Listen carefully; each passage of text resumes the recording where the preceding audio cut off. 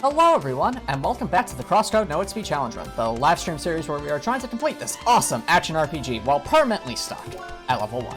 And if you want to watch these challenge runs on your own time, be sure to subscribe to the YouTube channel and boop that bell button to stay notified. Now when we last left off, we actually made a lot of great progress in the arena. We're now staying at 4,000 arena points, so we're getting close to getting one of those special pieces of equipment from the arena that could help us out in the long run. And we also did a bunch of miscellaneous tasks around gathering more items to get some of the endgame gear in Sapphire Ridge. Also, hey Topper Nicholson, and hey Seven Sice! Welcome both of you. Thank you so much for dropping by. How are you both doing? Now, the plan for tonight is going to be more trying to get that endgame gear. And as I was looking through the archive last stream, I realized that we might actually be able to do a quest that I've never done on my regular CrossCode playthroughs, one that could get us a much better piece of equipment that would help with our grinding, and that is the Infinity Spiral Drill. Now, in order to get the Infinity Spiral Drill, we need to upgrade, I think, this particular drill 2 more times, so we'll be focusing on doing that tonight. Ooh, you're playing Trails of Cold Steel 4 for an hour, and you have before you have to go to sleep for work. Hey, sounds like a good use of your night. I know you've been having a lot of fun with that game, right, Seven? I'm doing well, Seven. Thank you so much for asking. I've spent, let's see, where am I going? We're going to Guy's Garden. I've been doing well. I've spent the past couple of days really working hard on my video game, trying to get the damage calculations up and running, and I've had to refine those equations so many times to account for things like critical hits and different status effects and such, and there's still a lot more to do, but it's got me really excited, and that's why I've been working on it so hard. You're doing alright, Topper Nicholson? That's good to hear. Yeah, yard work can be really tiring for sure.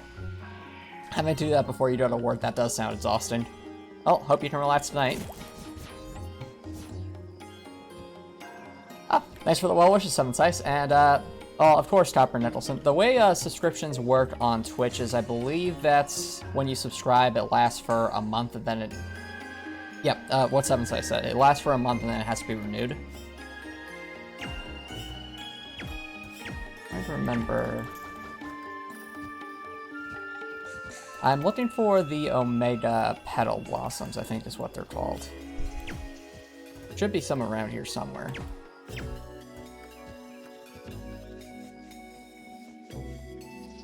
So let's continue looking. And yeah.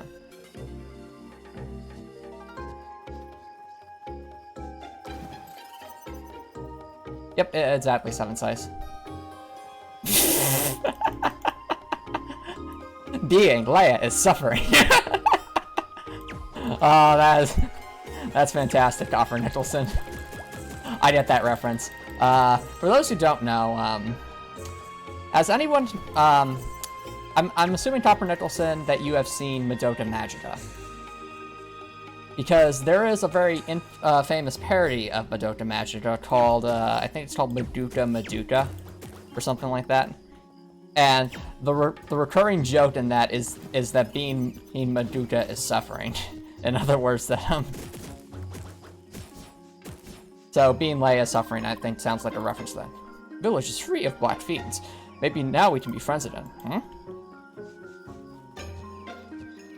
And that chat right there was referring to the, I think those dark cats that we were fighting in an earlier story mission. Please be... Okay. I think that'll do it. Snowflake, thank you so much for dropping by. How's it going?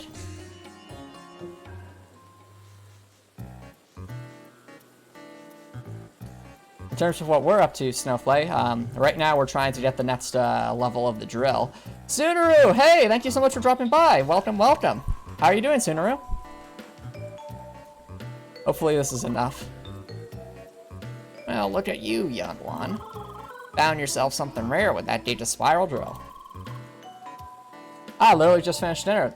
Finished making dinner. That's awesome, Snowflake. If you don't mind me asking, what are you having tonight? I myself had some pasta pesto and some chicken tonight. It was delicious. Glad to hear you're doing well, Sunaru. Glad to hear you're doing well. Could upgrade it for you if you want. Only need certain items for it. We can. Galaxy Spiral Drill, here we come.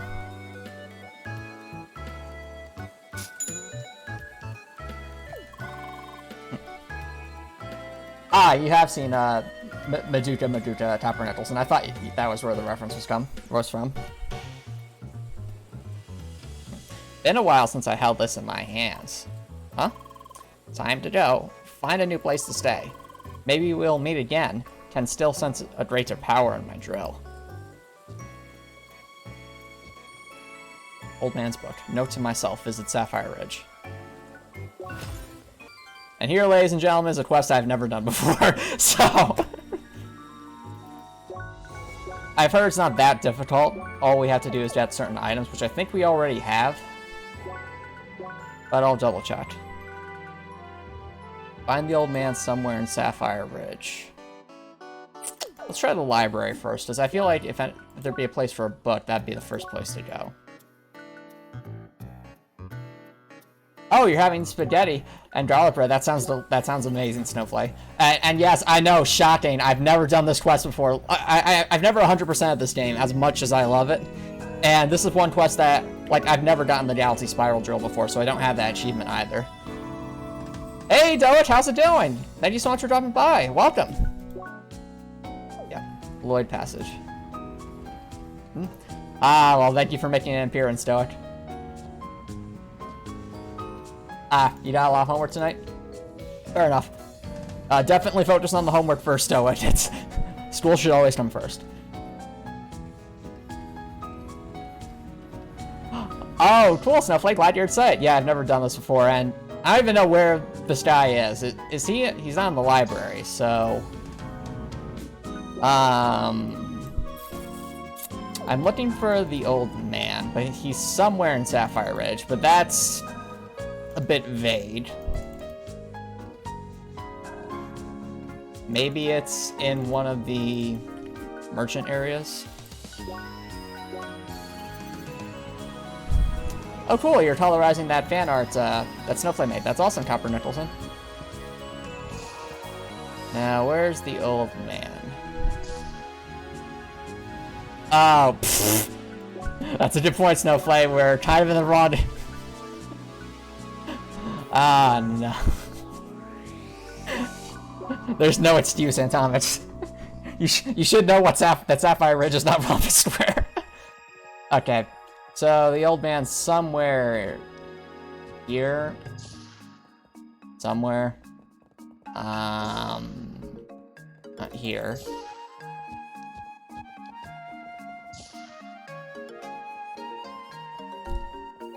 Okay, sounds good, sounds nice. Have fun with Trails of Cold Steel 4, and thank you so much for dropping by. I really do appreciate it. Hey, Smurfykins, how's it going? Thank you so much for dropping by. Okay, good. At least it's good to know I'm not the only one, Snowflake. Like, ah, there he is. Oh. You know what? I'm thinking this guy needs like a Master Yoda sort of voice now that I'm thinking about it, because he seems to be sort of like some wise old man. So let's try that. Oh, I'm sorry to hear you had trouble sleeping last night, Copper Nicholson. That happens. Oh! This is the time where we, Spheromancer Leia, we duel! Why did you just slam the door, Emily? Oh, no reason. We just can't get distracted from the plot, you know. Thank you, Doa. That was amazing. We beat again, young one. Brought me something in, right? How? Didn't leave the book on accident, no. Sensed something good in you. Also found my drill, hee. Feeling you're ready for its true power. Need to find 5 stones first, called Origin Stones. Oh, you mean for the Botanist questline? Cherie already did that, but she was so disappointed. Disappointed you were? Well... Indeed, she's been waiting for the CP to get a combat art all this time, and it hasn't happened yet. Oh well. Rumor says each major settlement holds them. Gotta work if you want something good, eh?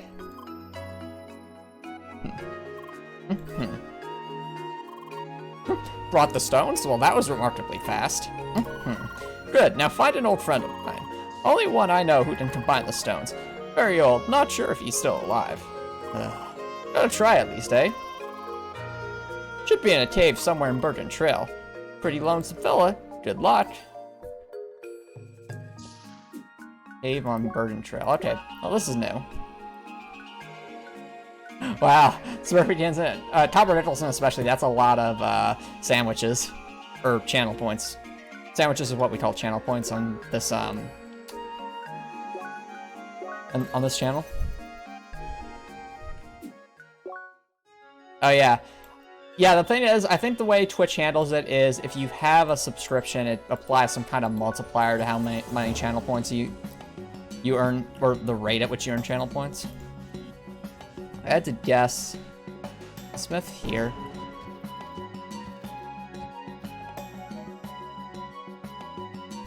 I don't even know anymore. Screw this. I'm packing my stuff and leaving for Rhombus Square. If you're reading this, you're too late. No more forging for that guy. The only thing I care about is a nice house in Rhombus Square.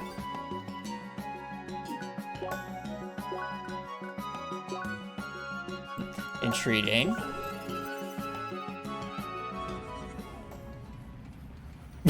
Oh no, Smurfykins, you have some master plan. Oh no.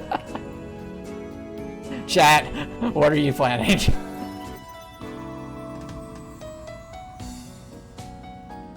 Wait. The croissant has distinctive colors for the... Oh! Whoa!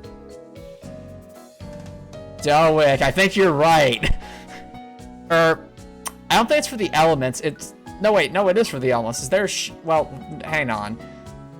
No, Guy's Garden is here, but...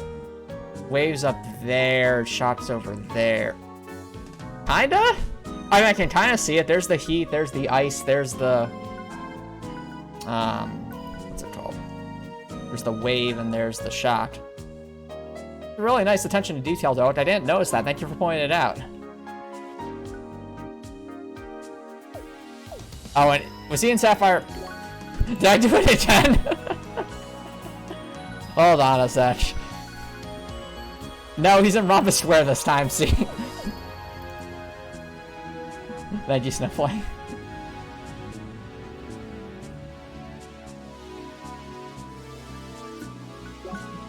Yep.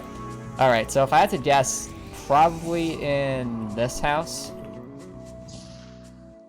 Aha! So this is what this guy's for. Didn't you read the sign outside? Leave them old man alone. Sorry. You need a smith? Sorry, lass. This old geezer wants to enjoy his retirement. I like him back out. He's just like so confused. Like, where is he? I need him to forge something for me. Better find someone else. How? Don't be stubborn, old friend. Hi? Been a long time. Well, look who's still alive. Time sure did no harm to you. Been eating my vegetables is all. You haven't lost your cheek either. So, oh, what about the lass? At this point, I'm sure you sent her. True, but the girl might have some trouble convincing you. Yes, I was right. I mean, she hardly says a word. I quit that Herman Smith life a long time ago, friend. My creations have long been forgotten or left broken. She has the drill. The drill, you say? How is that old thing still around? Can't stop what drives progress. Was in pretty bad shape when I got my hands on it. I'm not sure what color Vermilion Wasteland was, Snowflake. I'll have to check that later. Did what I could, but it needs the stone. The stone? And you think this lass can handle it? Never was more sure about anything. Ah, fine then. But you know she has to find the fragments of the stones first, eh? already did. All you need to do is put them together. Oh no. Dr. Nicholson has activated one of the meme challenges. I should probably get that. Also, hey, Sensor Eris, thank you so much for dropping by. How's it going?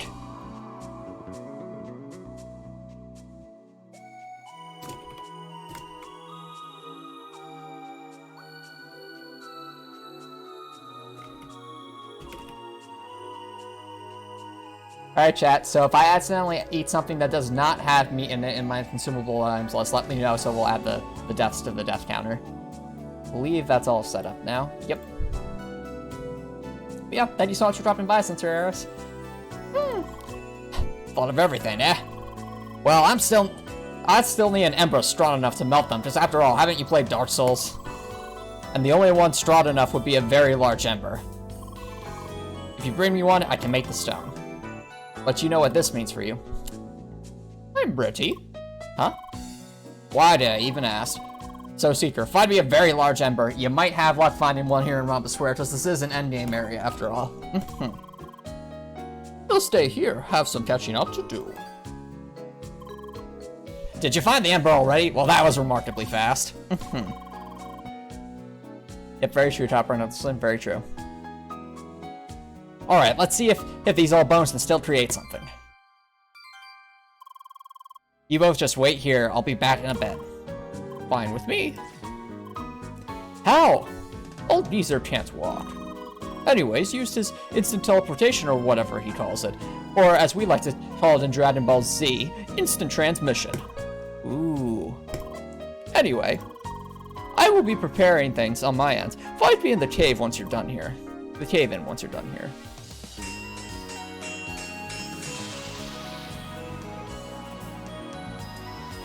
Good question, Snowflake. I will obviously change the meme challenges, but reading messages and voices as well as having specific character voices take over the stream, that's going to remain constant for the future. So those are well-set voices.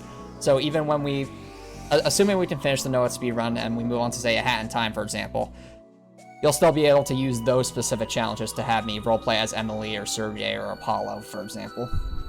Or to have me read a message as Apollo, Sergey, or Emily. Because I feel like those should just be a legacy thing for sure. And yep, we are making the super weapon Sensor Eris. We're level 1, we need all the help we can get. I still got it. Here, take a look at this beauty. Ooh. Oh, sorry, Cherie, I'm kind of standing in front of it, but I'm sure it's very shiny. Yes, that would be a shame, Sensor Eris, wouldn't it? Especially since I was planning to do some grinding tonight for different weapon materials. Haven't felt this alive in a while, lass. I guess I have you to thank for that. Yes, Calvin Nicholson, a weapon to surpass Metal Gear. And it looks like that old fool already left, huh? Didn't even say goodbye. He'll never change. Well, my work here is done. Go find him to awaken the true power of the drill. To awaken your full potential. Huh? Oh, it's just the Dragon Ball Z. He referenced Shuri. We have the Infinity Gem, ladies and gentlemen. Now we need the Galaxy Drill. Time to head to the cave-in.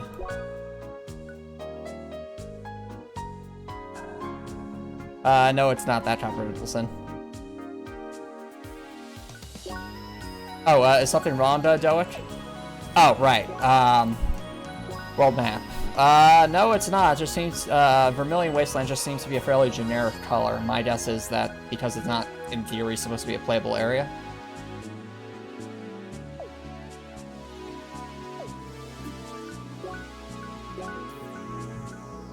Now, let's see here. David.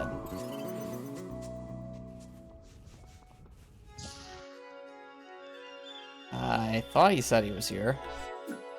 Oh, no, this is the Hermit's house. The cave-in is... Am I doing something? Ice is up with the upper part.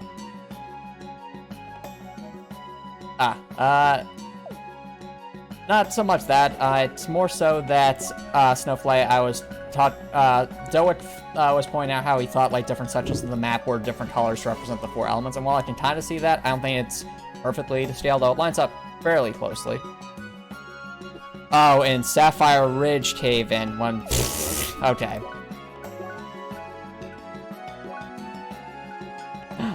I'm getting all my locations confused today. Yep.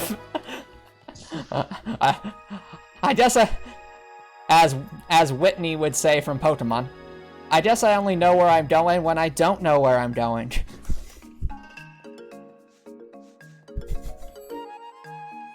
But yeah, thanks, Snowfly. Yeah, so you can see the colors here. I can kind of see it, you know, there's the cold, there's the heat, here's the wave. The issue I have is that the shot is way over here, even though Gaia's Garden is here. And unless we consider like Gaia's Garden to be such a massive area, that then these icons should be shifted a bit more to the right, but still.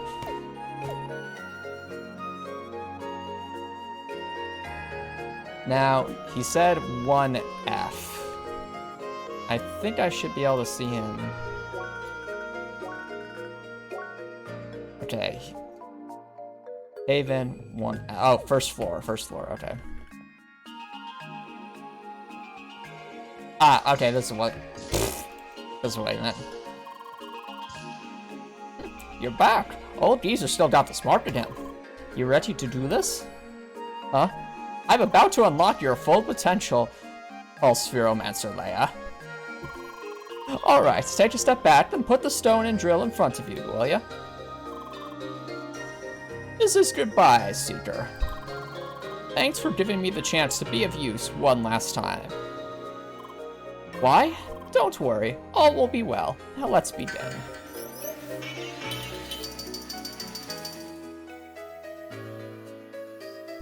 Use it wisely, Seeker.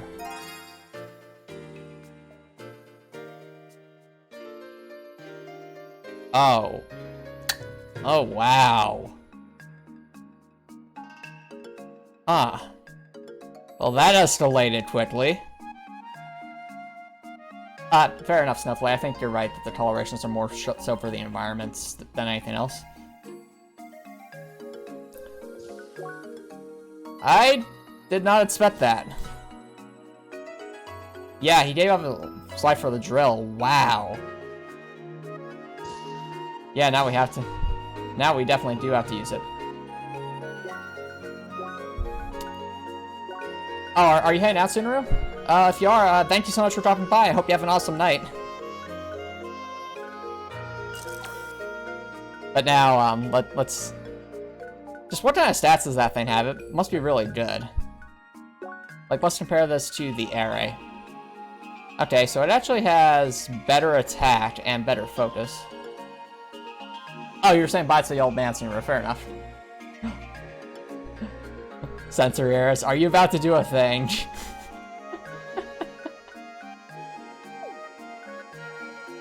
Although, the most important thing about that in this is it has Lucky 60%, so that would help us with grinding tonight.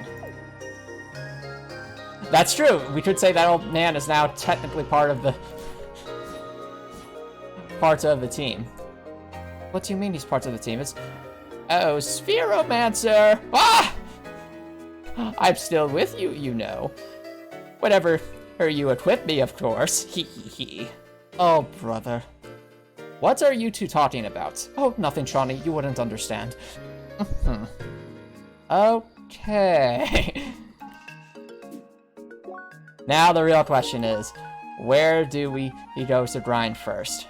I'm thinking the hardest thing to grind is going to be Gaia's Garden, so let's start there.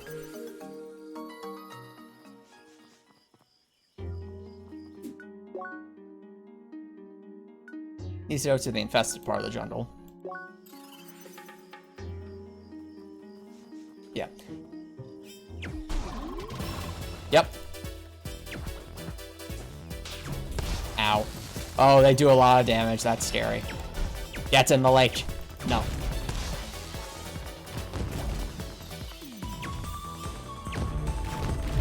What we're looking for is Amethyst, and I think I have a sticky key. Oh, this is working. Damn Citron. Damn Emily. Yep, we're going after gems because we kind of need them at this point.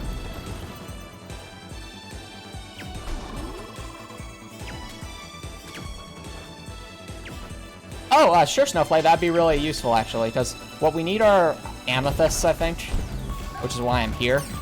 I think the Shotats dropped them, though I'm not 100% positive on that. Oh yeah, that would be the worst sensor errors for sure.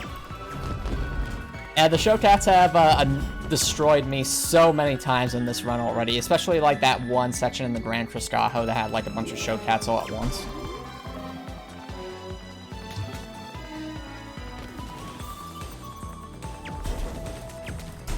Oh dear. Ow. Run away, run away.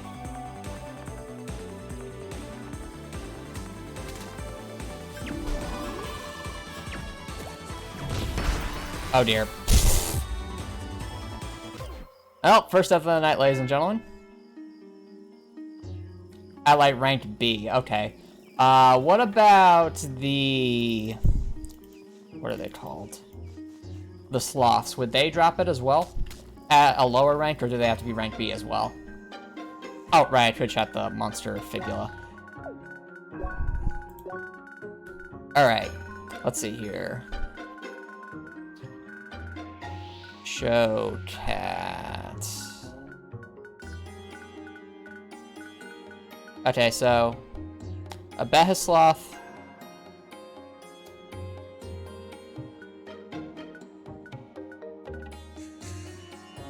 I think it's defeat one more Behisloth to unlock this page. Okay. Ranked C then? Oh yeah, ranked C. Well, that's better than ranked B, for sure. We just gotta make sure not to die is the thing. So I think lead boots will be better. Just we'll probably end up using a lot of consumables here, but it should be worth it.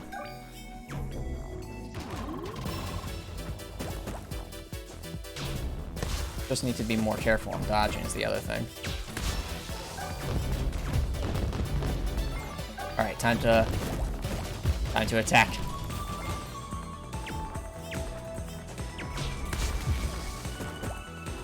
The Shokat is vicious. If we were ranked S, this would go a lot faster, but getting to that point is tricky. And Leia and Citron are dead. Sacre Blue, I'm out. Come back, my friends. Let's try the sloth. They'll hit like a truck, but at least we'll be able to, hopefully more easily dodge things. Set on fire, Leia. Yeah, exactly. Oh, don't worry, they'll be back.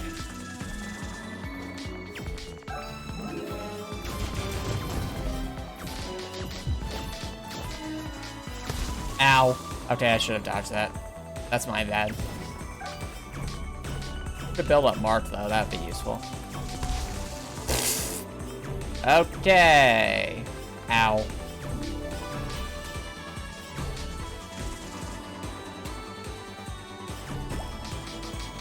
Citron's bad, don't worry.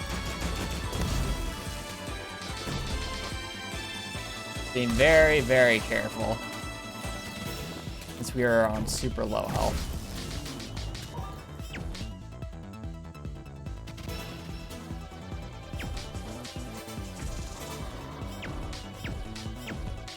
Hopefully we can recover this back.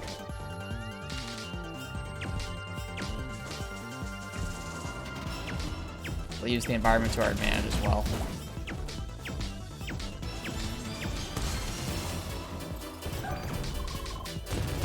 Let's go. Can wail on it.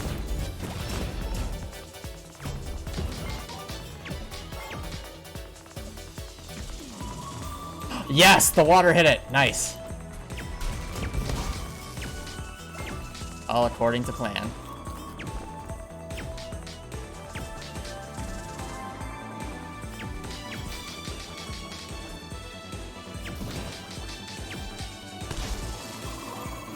I'm about to get some derriere.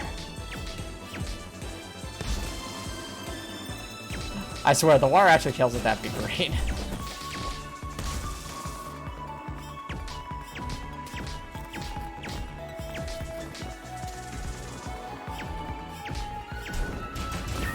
Ah, yes, have I tried not dying? That is the perfect strategy, Topper Nichols, and I have not tried that. That's thanks for the suggestion. Ow.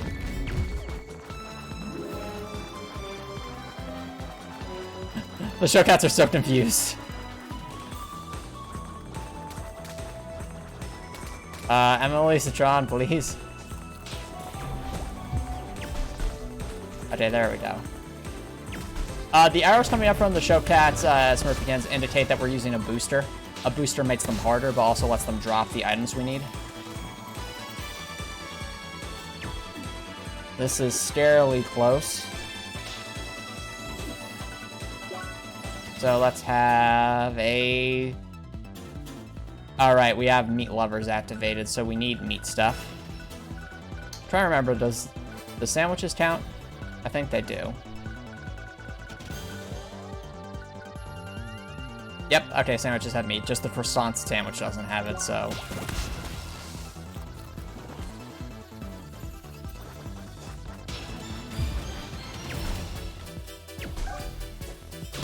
Ow.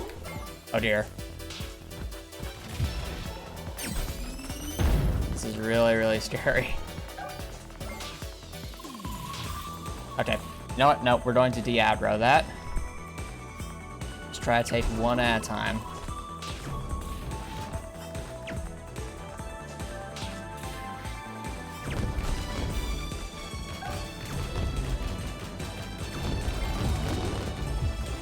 I accidentally hit more. I did.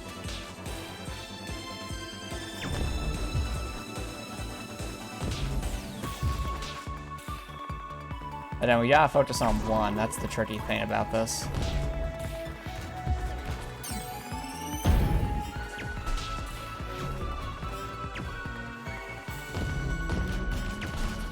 Oh, yep, fair enough, Sniffler.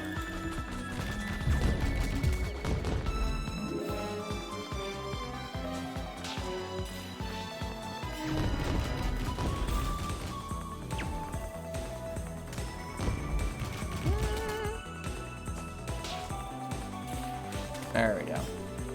Up! Sounds good, Doic. Thank you so much again for dropping by. Have an awesome night.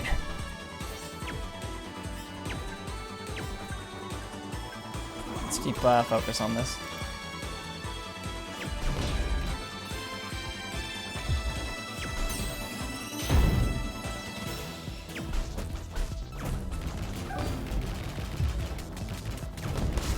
Yeah, keep the damage up. Oh dear.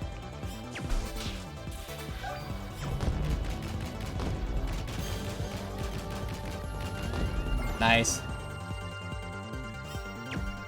It's all up to us. We must complete the mission. We're all that remains.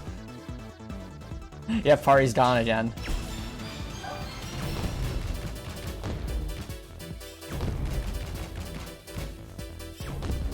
That's in the water.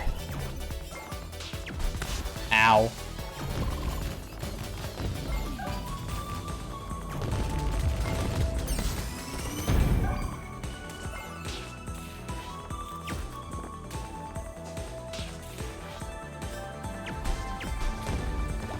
Alright. How about we attack the sloth again? Ooh, another amethyst. Nice. Just hide there. Yay, our mage is back. Oh, yeah, right. Poor Emily. I wish she survived a bit longer, but she'll be back. I'll be back. See? I'm back.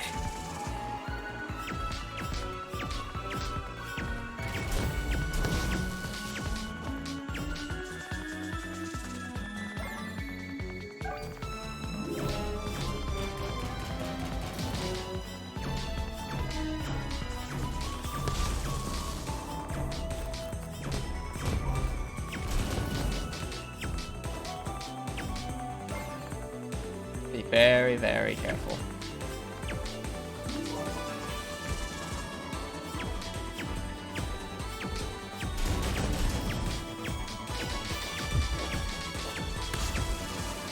Oh, that got been close.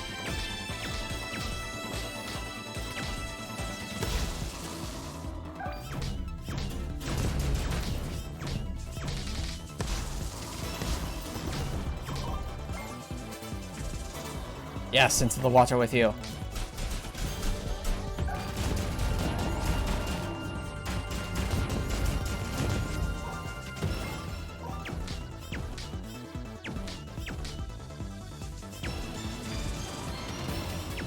Let's go for these amethysts. I know, right? It is a very intense battle. Because these things could destroy Leia very, very quickly, as you can see. Just gonna play very, very passively.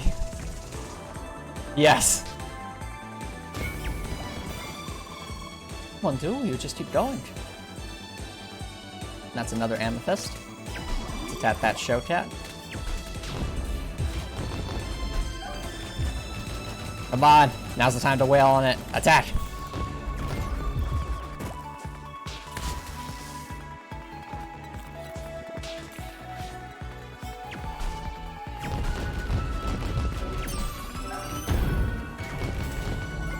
Perfect, that's another one down.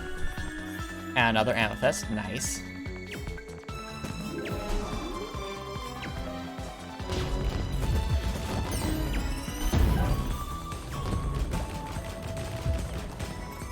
Careful.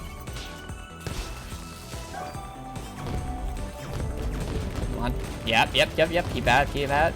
There we go.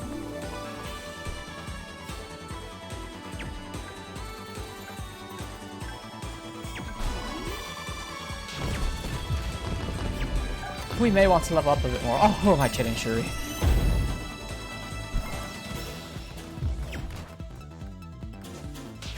I'm aware, Smurfingtons. We may want to level up a bit more before taking this one on.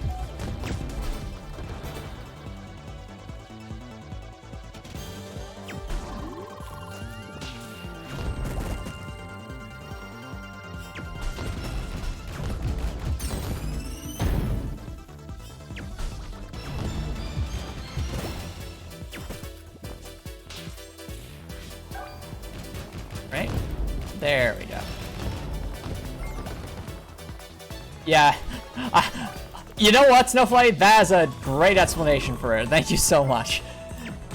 All this time she's just been talking to Citron or whoever else is in our party, so it's not Leia who needs to level up, it's everyone else to help Leia. Well, we are basically carrying you, Shuri.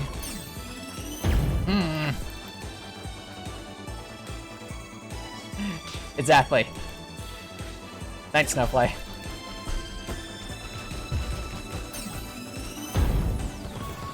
Alright. Now we just need to find something to attack. Ah, perfect. Ow. That's in the water. Or not.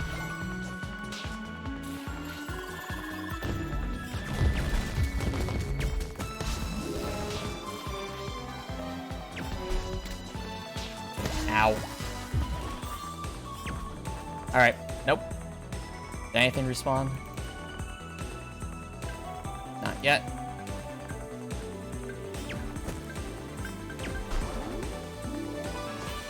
Now let's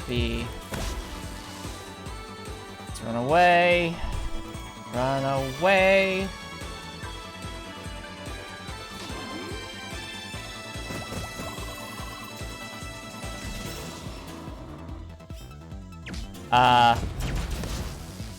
The note. Or probably not Sensor Eris. I'd say after the No EXP run, I'd be going probably straight into a Hat in Time. Hat in Time, Smurfykins, is another indie game. It is a 3D platformer.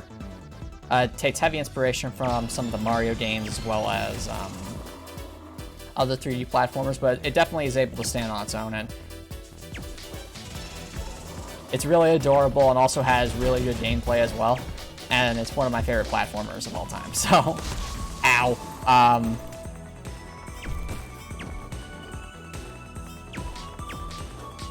Glad to hear you know about Smurfingtons.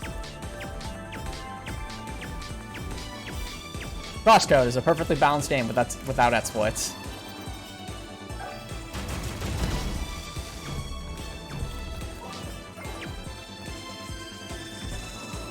Oh yeah, I agree, Censoraris is an amazing game.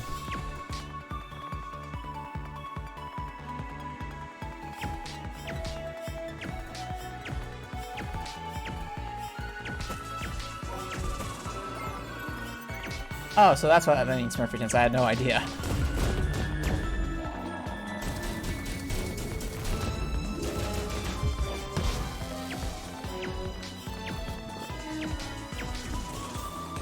Careful.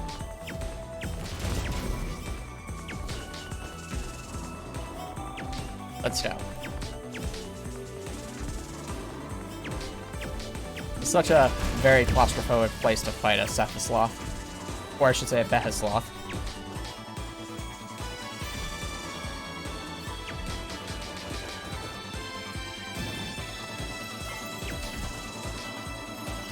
Alright. Nice with the water, nice with the water. And we did S ranked? Well, we did S ranked. We did S ranked! Let's go! Leia, there's no need to keep fighting, right? Right? Leia just goes mad with power. Or like her hair starts glowing yellow and she becomes a Super Saiyan, just or sorry.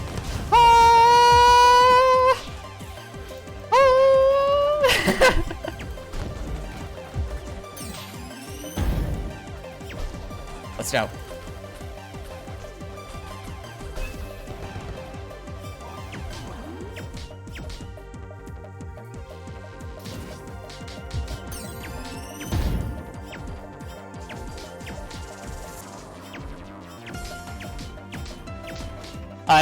Yeah, sorry about that, Smurfykins.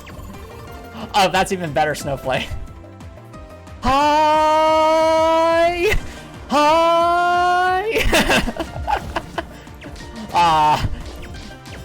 If... That would actually be amazing fan art now that I'm thinking about it. Just imagine Leia doing the whole going Super Saiyan pose, her hair glowing yellow, and she's just yelling hi as loud as she can.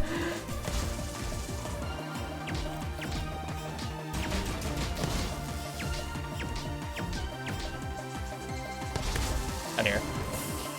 Trying not to die.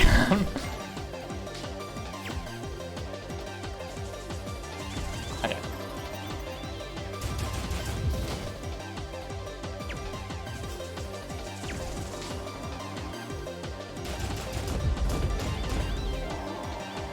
Alright. Attack, attack, attack, and back up. I hope we had enough amethyst. I think we need at least 10. If I'm not mistaken.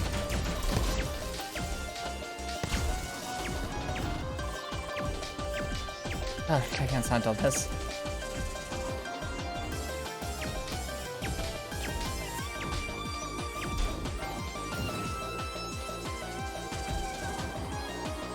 Yes, going Super Saiyan. Yes. Okay, that has to be a thing now. Censoraris. That terminology makes too much sense. Going Super Saiyan.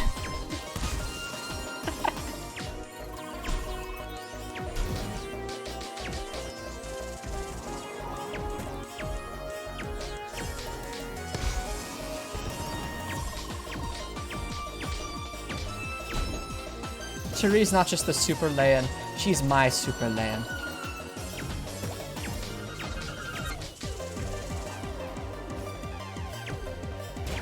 Super Sergei Robo. I don't know Smurfykins.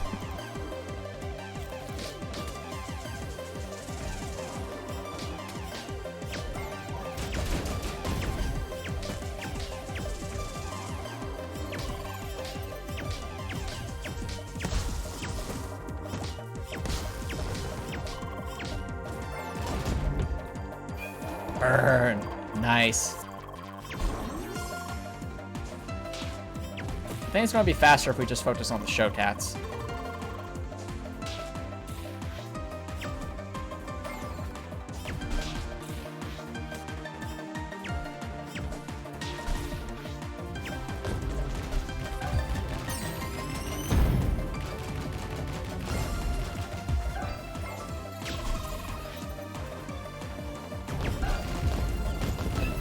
There we go. All caps, Serday has joined is in the game now. Oh no. Or Serday has joined the party. That'd be great.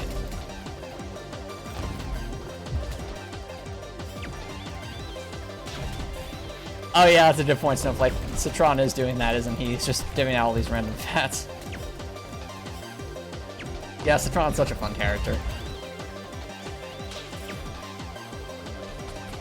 Oh no, Serday boss battle. Oh. Yeah, I doubt Emily would like that. Emily would not want to see shock roaches. Though in a way, isn't that basically what the electric samurai are? Or I guess they're more shock beetles, but still.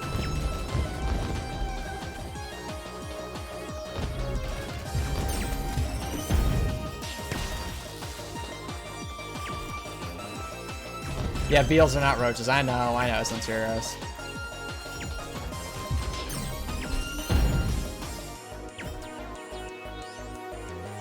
Oh no! I brought you into this world, only I... Oh, I'm sorry, Serday. I brought you into this world, so... And only I can take you out of it. Hi?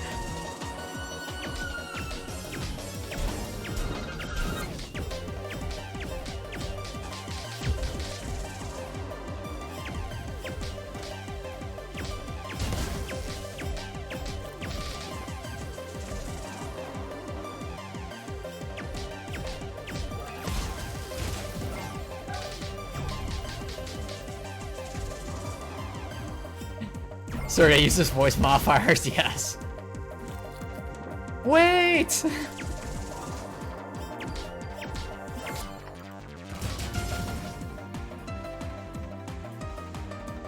Now it's something I want to see too. Post-game DLC, Serday, pay PvP battle. Imagine seeing Serday's Evotar, that'd be great. Or does Serday even have an Evotar? Or an avatar? Commence the why question loop, yep. That's Serday's only weakness, is just constantly asking why. Why? Leia, this is not a good time. Why? Leia, I already explained it to you. Why? Are you mocking me? Why?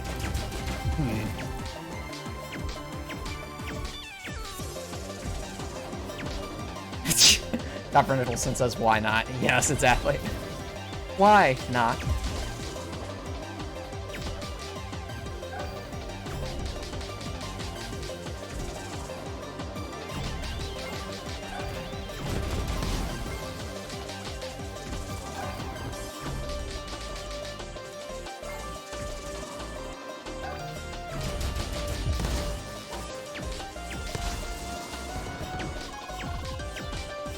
I couldn't handle this.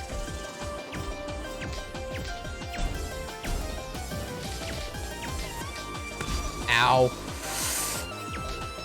Just gonna hide. Just gonna hide. Let the water take care of things.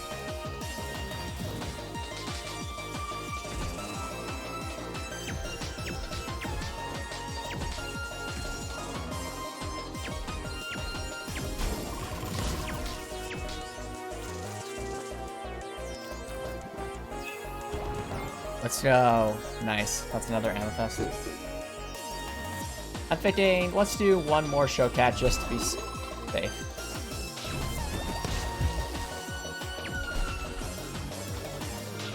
I mean, I'm sure it must be annoying to them, but they know they're supporting Leia, so it's. Oh dear, that's way too close. Okay, nope. That's enough. That's enough.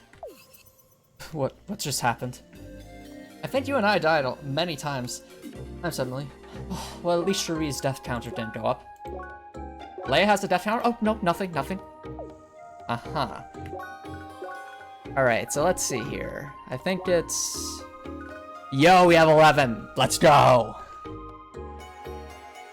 Okay, what was the other one? I think it was... I think it's the stuff we did in Autumn's Rise.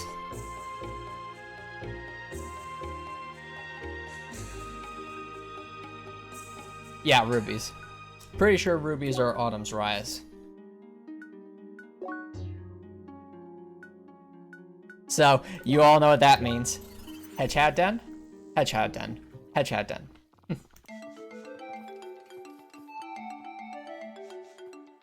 Oh no!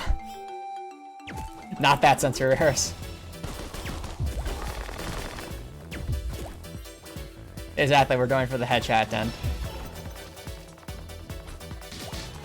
Into the water with you.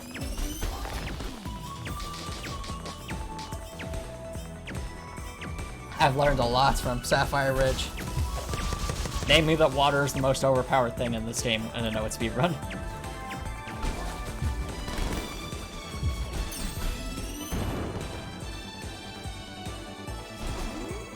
In order to get to S-Rank, we're going to need to just beat a lot of Hedgehogs.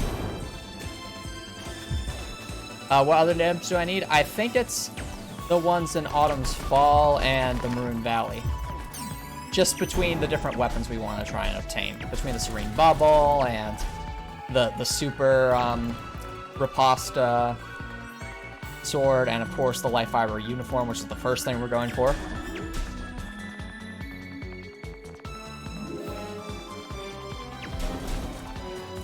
Yep, Garnet and Citrin / Topaz. That's right, Snowflake. I think it's the Citrin that we're looking for primarily. So, which enemies in Maroon Valley drop the Citrin?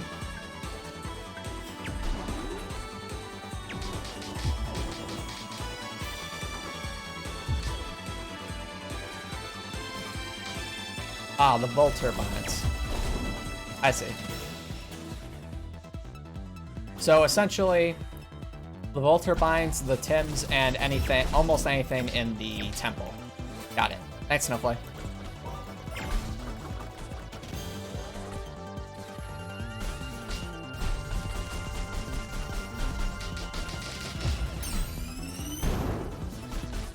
No, Copper Crystal. Citrine is a type of gemstone, whereas Citron is a party member.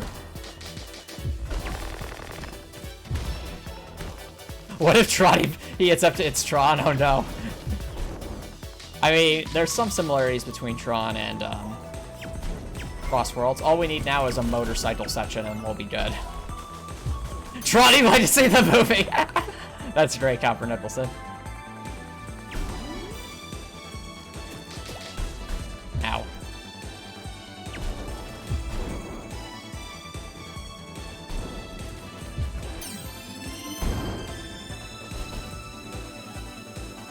Okay, I vote we go to just down here and we start making use of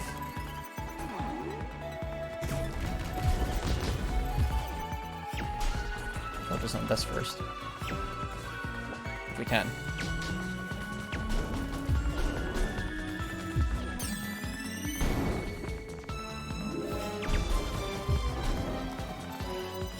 Must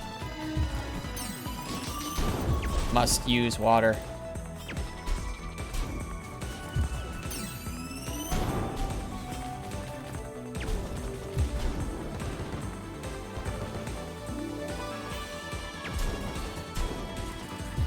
Oh no, Leia has to use like the bites from Tron and play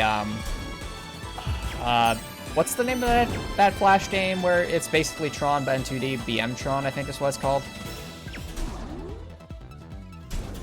I remember playing that so much, and I think either middle school or high school with others who were just available and wanted to play.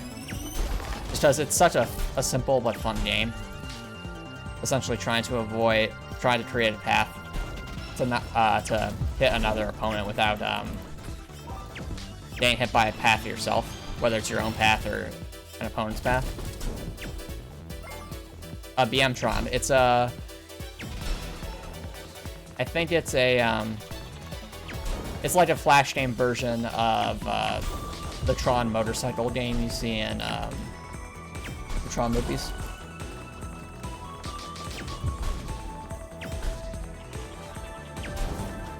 Basically, it's like four, I think either little characters or squares, and it's on like a tile map, and you just you can set, I think, different key bindings for different players, so you can play on the same computer, and you just essentially try to be the last one standing. Very simple, but very fun.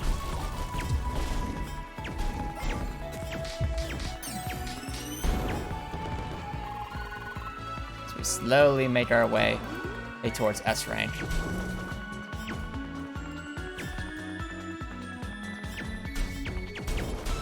Hey, what's ahead, bro? Thank you so much for dropping by. How's it going?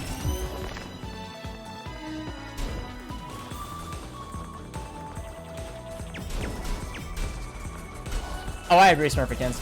Last one, standing games that are simple, all are fun. Another great one, I think it was called Tanks. That was such a fun Flash game, just because it's something you can play with many, many people on the same computer. And there's like upgrades and stuff, so randomly generated maps, and fun use of physics too.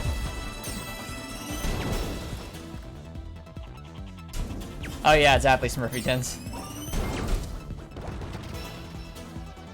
I mean, at a certain point, everyone just invests in armor and tanks, and it just becomes a game of who can knock the enemy into the opponent into the death barriers at that point.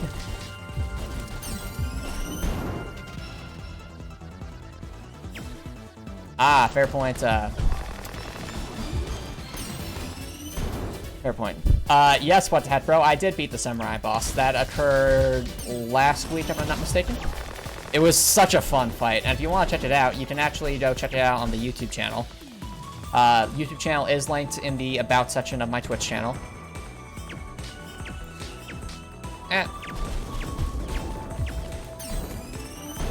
And yeah. If you like the content and want to support the YouTube channel, feel free to subscribe to the YouTube channel as well. That's where I basically put all the stream highlights and the streams as like a stream archive app, so that even when Twitch deletes the streams, there's still a place to watch them.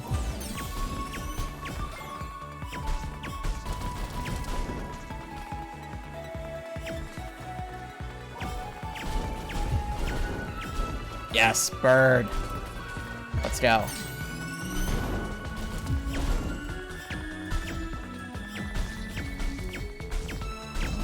Yep. I think Tanks actually is now like a full-fledged game on Steam, if I'm not mistaken.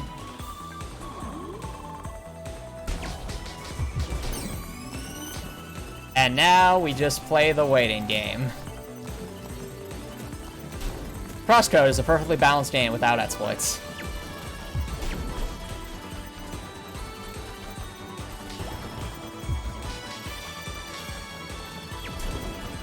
+50 players in Tanks at the same time? That sounds amazing. How did someone pull that off, Smurfykins? Oh, that's a great question, actually, Snowflake. If given the choice, which class would I be in Cross Worlds? I'd say probably Quadra-Guard, just because I always think of myself as more of like a support player whenever I play like a multiplayer game. So usually when I play some kind of like multiplayer game or a game with like parties and different setups, I'm usually the healer. And while I don't think there's like a healer class in CrossCode, I think the Quadra-Guard comes the closest, because they're basically supposed to be the damage sponge.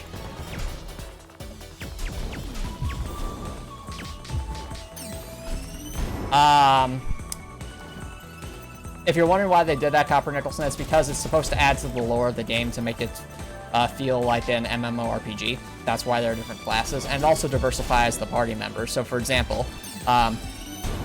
it makes that so that Citron, as a Hexacast, has something different to offer as a party member than, say, Emily, who's a Pentafist.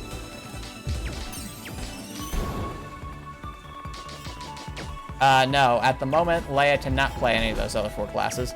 I think it's more so to diversify the party members in terms of what they can do. Because this is ultimately going to represent a single-player game that focuses on Leia's story, not on being a single-player game with RPG. Feel like it. With basically like MMORPG elements.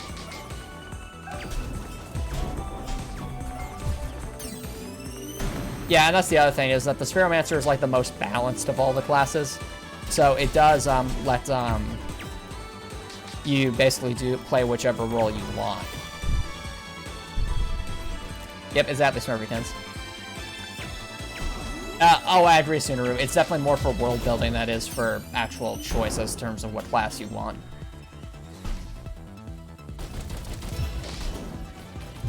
Oh, Snowflake, you want to be a Hexacast. That's nice. Yep, exactly. The Hexacast does a lot of damage, but I also think that they have less health, if I'm not mistaken.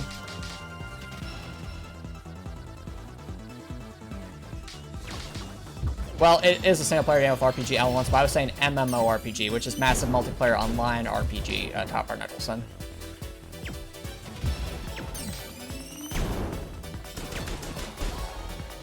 You know, it's funny you mentioned that, Snowflake, because saying that you want to be a serial master, you think that's the one everyone will pick. But the thing is, according to, what was his name? According to, not Jern, but the Tribe Leader, his name's escaping me. He said that the Sparrowmancer is actually one of the least played classes, at least in terms of the CrossCode lore. Yeah, Lucas, that's right. I think Lucas was bringing that up, that the Sparrowmancer is actually one of the least played classes.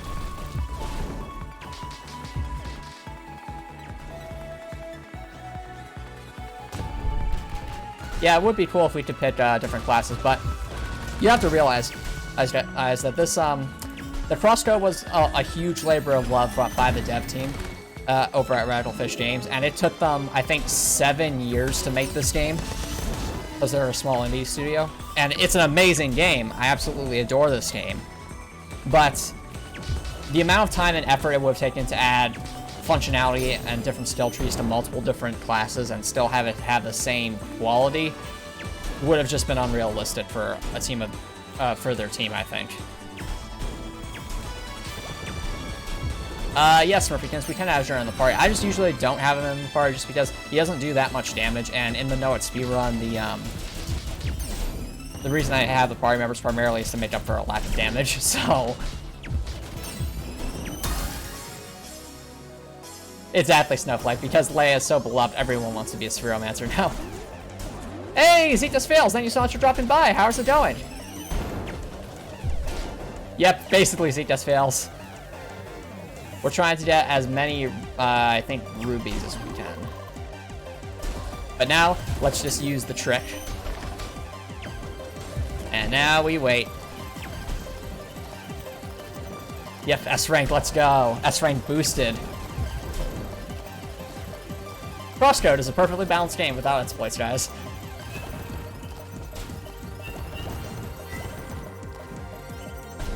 Yeah, exactly, Snowplay, and I almost always want Emily in the party because of Emily is the best. So, so yeah. Yeah, possibly with mods in the future sooner, but that all depends on if anyone's making mods for that and how well they're implemented. Yep, Super Leia mode, activate. She's just doing the, what was it? The Caramel Hansen, menacingly. And now we just repeat.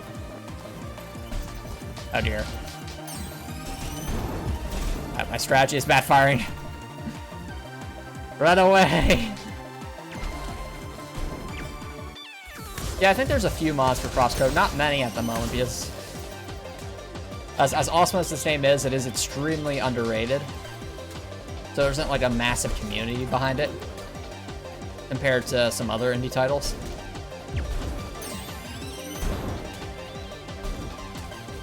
Yep, that's also true. I think Citron and Emily are a great pair to have in your party. Same with Apollo and Jern. If in the post-game DLC they added some, we'll say, character development between Jern and Trani, and even a little bit more with Emily and Apollo, I think that'd be great. Yep, I agree, Cinder. CrossCode really is super underrated, and anything I can do to get people to give this game a shot, I am more than happy to do, just because it deserves it. This is a masterpiece, and it deserves to be enjoyed on a wide scale, in my opinion.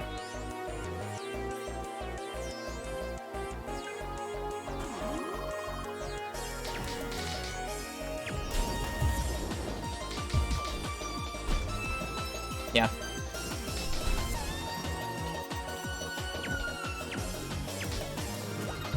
Yeah, that's fair, bro. What's that, bro? Exactly, because just the community in general is so small, there's not that many modders just by the law of numbers, essentially. So yeah, if you want more mods for this game, you really have to, you basically have to say you want more people playing this game. So that way the more people will play it, the more likely it is that dedicated players that have some programming expertise will want to make mods. Okay, I'm impressed. I did not expect it to be able to do that. I can't believe the hedgehog actually got all the way over here. It just yeeted itself up across that lake. Let's try this again. There we go. Yes, the hedgehogs are evolving. They're getting smarter. Gets in the water. See, look, guys, it's just a pool party with the hedgehogs, and they're gone. No worries.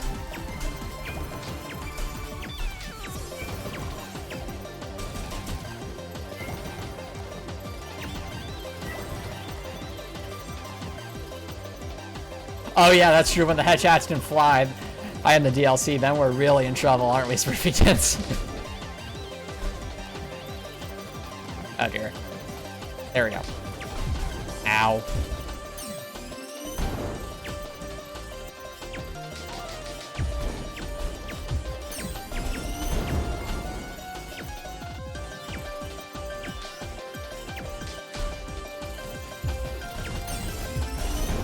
Now let's be very, very careful. There we go. Alright, one last group. Oh my. Ladies and gentlemen, I think we have found a glitch. What do you think? Should we aggro it just to put it out of its misery? This poor hedgehog doesn't know what it's doing.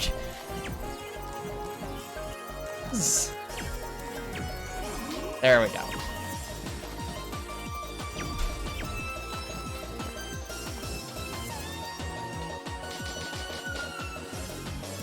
Yeah, that's a good point. Skyrim was a lot of fun because of all the mods, but again, there just aren't that many. The community for CrossCode is much smaller compared to other indie games. So there just aren't enough people with programming expertise and a dedication to this game to make a whole lot of mods. Oh, are we done? Gosh. I'm curious as to how many rupees that yielded. And... Huh, 16. Not as much as I thought, but still very good.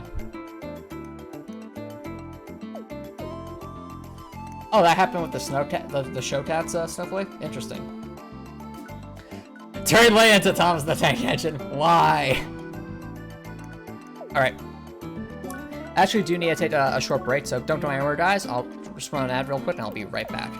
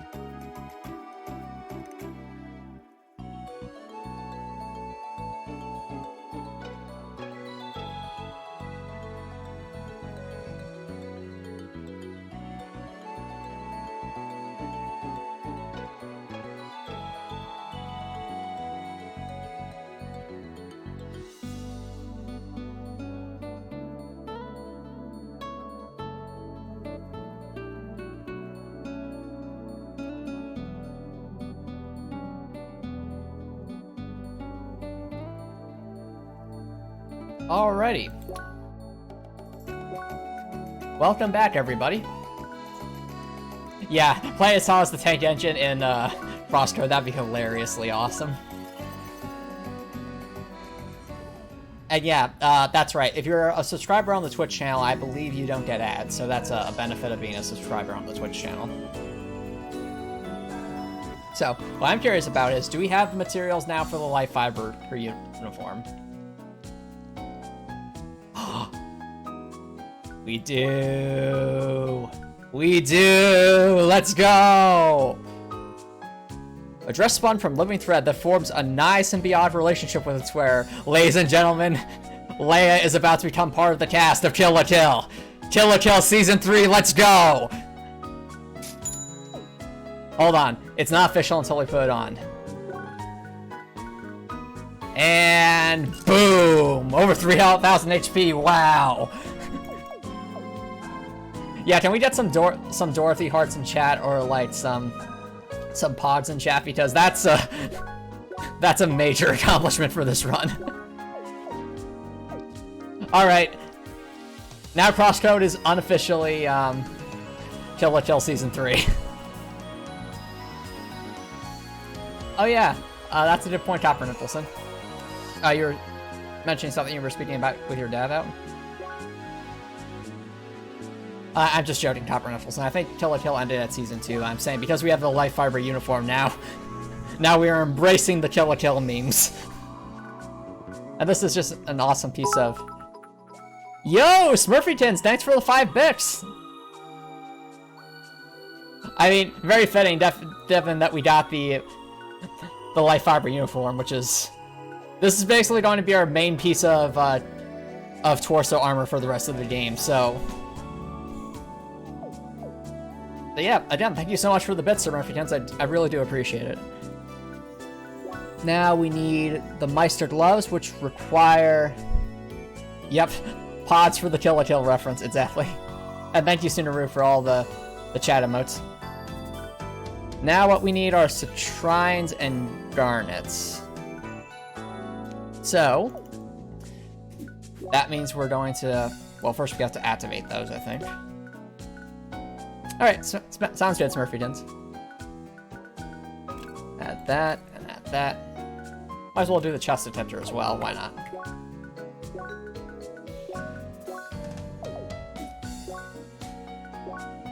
So I think let's start with Maroon Valley, since I think the Autumn's Fall ones will be easier.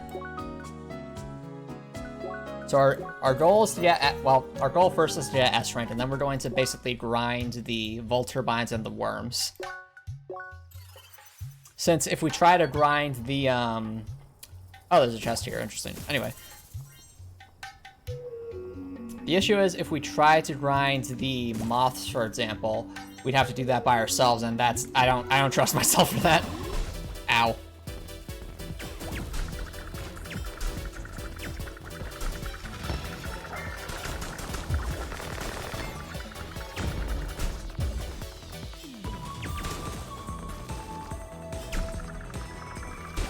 Oh, that's really cool, Smurfykins. Oh, a balloon animal? Oh, nice. If you don't mind me asking, Smurfykins, what kind of a stream was that? Was that, Oh, wow, he was actually doing, like, balloon animal, like, making it himself. That's really cool. Or making it themselves. That's really cool. Oh, he's streaming CrossCode. Nice.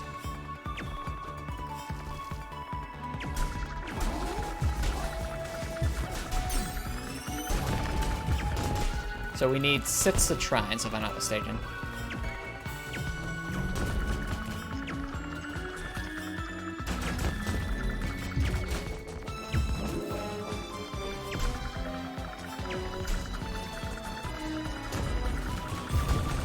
Just gotta be very, very careful.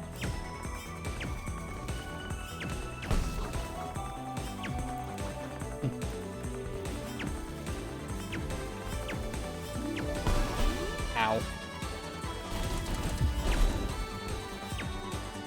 Oh no, we aggroed one of the Tims. I'm trying to finish off these Sharksters, but they're being very evasive. There we go. Oh, we're getting topazes as well. Not sure if we'll need those, but it doesn't hurt to have them.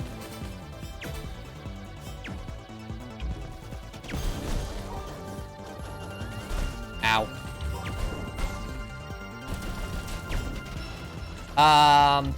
Good question, Sensorius. I have not read or watched JoJo, but I think Copper Nicholson does.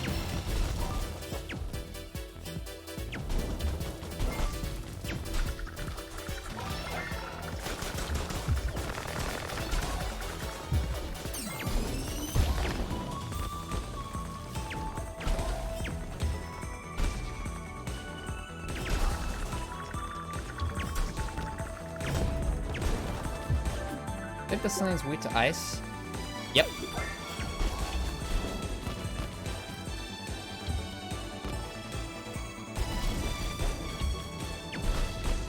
Ah, you're explaining some stuff from World War II, Copper Nicholson?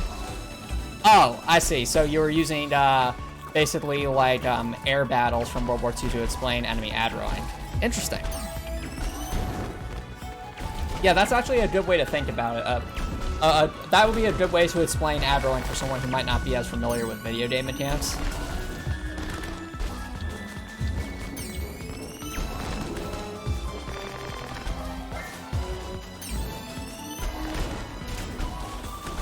Oh yeah, the Tims are strange because you need fire to break them, but then ice is what they're actually weak to. But when you break them, they become very aggressive, so that's why they're very scary enemies to fight.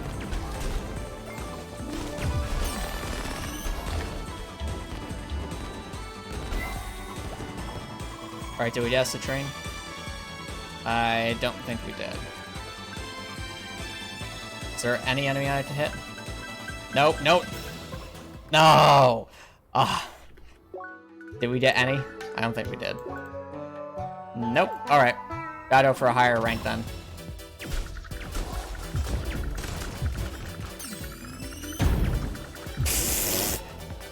That was pretty funny, Smurfykins. I'll give you that. Yeah, you need heats to get anywhere with Tim. That was a good pun. Hey, to be fair, Snowflight, we aren't, we didn't hit S rank, so no way to tell quite yet. And that was my bad.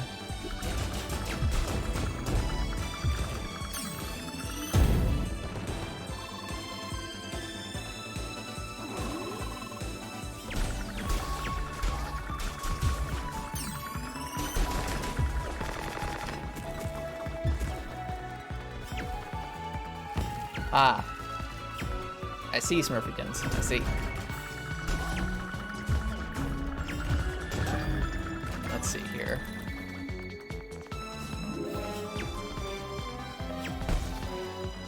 Ah, on rank C? Okay. Well, then maybe we just got unlucky, because we only fought one.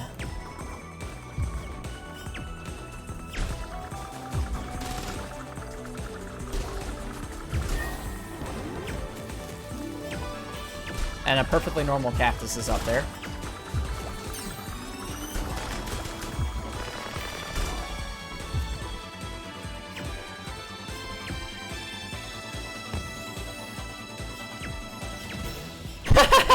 Oh, that's amazing, Smurfykins. I approve, I approve. Man, that dude's gonna have a rocky attitude. You do like a challenge, don't you, lad?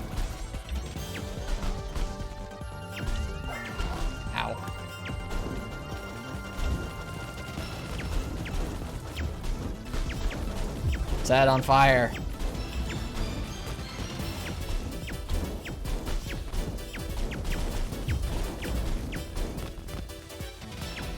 There we go, it's on fire.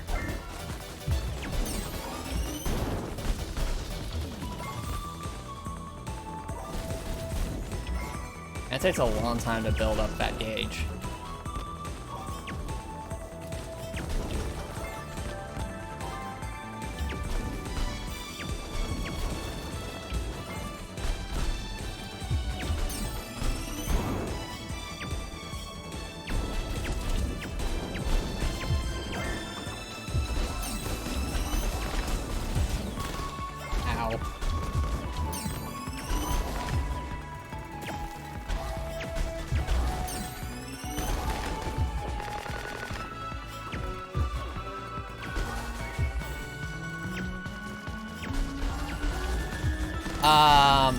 Good question, Copper Nicholson. Can I think of any other real-world military strategies are similar to game. Well, it's funny you mentioned that because just military strategies in general are actually very similar to game because there are actually a lot of war games out there.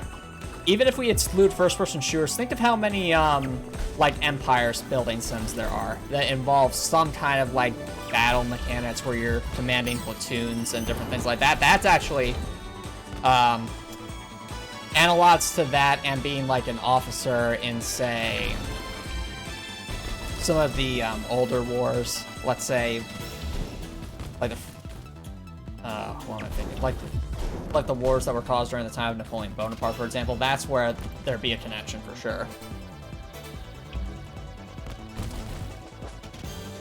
Exactly, Smurfytons. Wargaming, I think is what it was called. So yeah, wargaming just in general applies quite well to a lot of games, just because a lot of games happen to involve military stuff.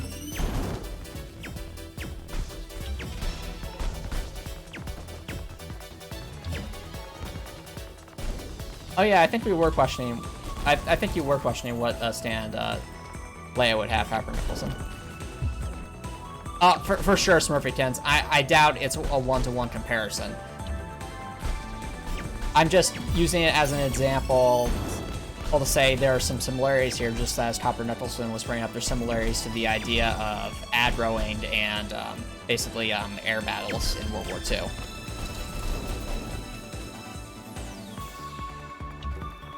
As you factor in fuel and water supplies. I can think of some games that do that, Smurfytons, though I don't think they're war simulators. It's,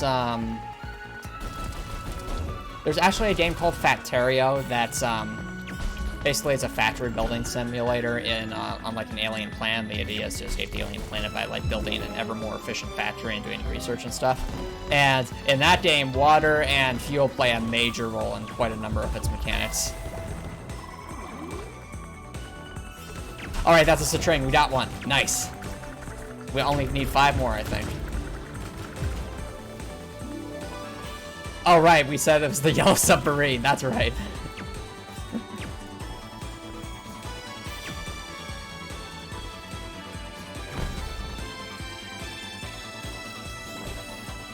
Oh, that's also good. Sensory errors.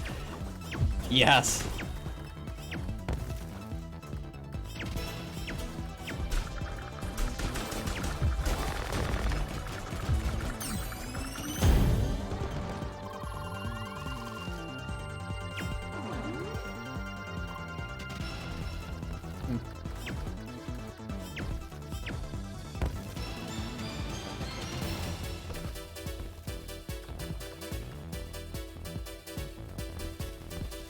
That's another good point, Smurfykins.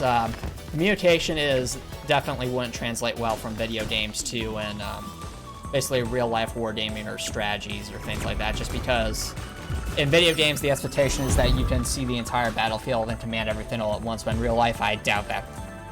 There would be many cases where that wouldn't always be the case.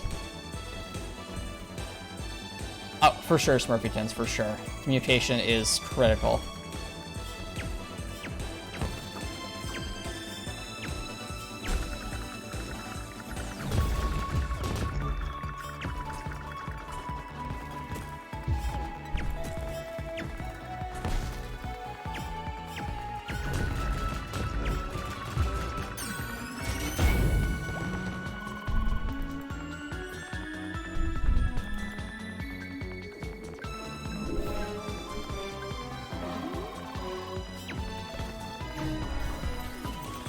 I could see that. It's spelled Shizuka Copper Nicholson.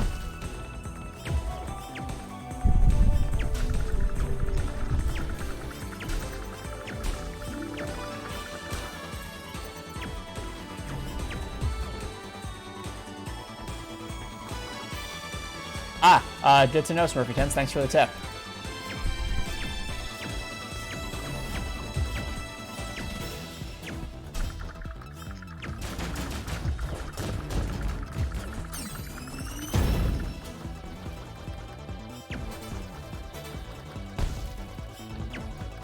Yeah, so does that kind of answer your question, Copper Nicholson?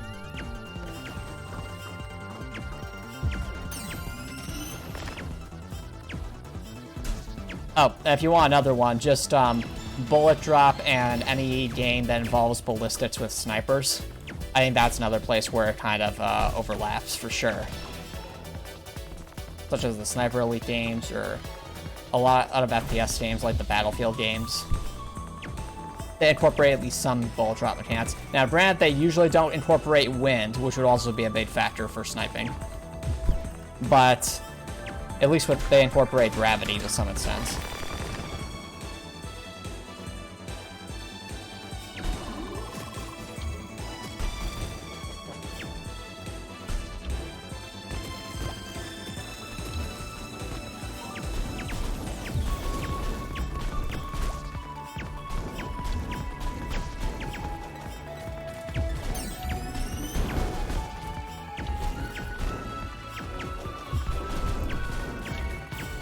Alright, cool. Glad I can answer your question, Copper Nixon. And in general, chat, if you guys have any questions or just discussions you want to have about game design, feel free to ask me. I really do like talking about that stuff.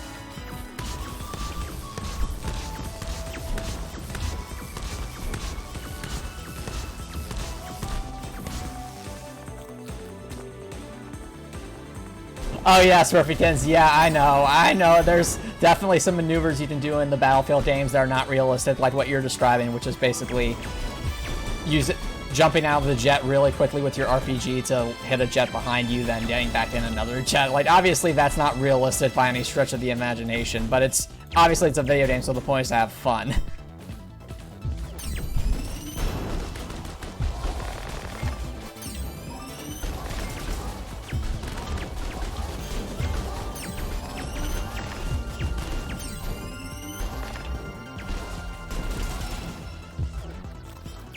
Alright, so even though I don't know much about JoJo, what would be Emily's stand?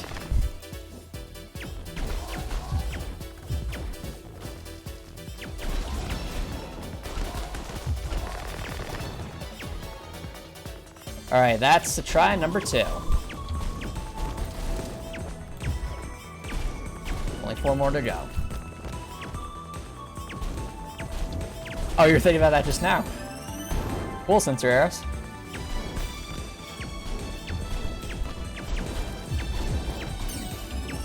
Five-finger death punch? It's not bad, it's not bad.